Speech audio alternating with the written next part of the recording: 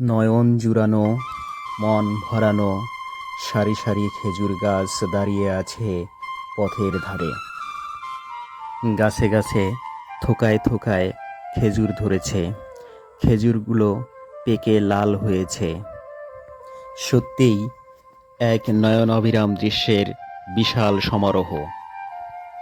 হ্যাঁ, চট্টগ্রাম জেলার সন্দ্বীপ উপজেলার বাউরিয়া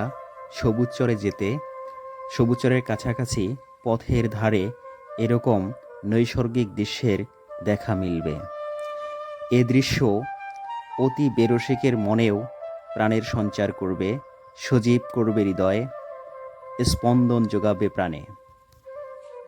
সত্যিই বাংলাদেশের প্রকৃতি এক অপূর্ব নৈসর্গিক লীলাভূমি।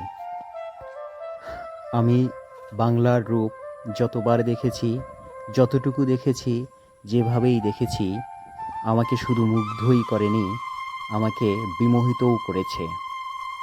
আমার কাছে মনে হয়েছে পৃথিবীতে এর মতো সৌন্দর্য আর বুঝি কোথাও নেই।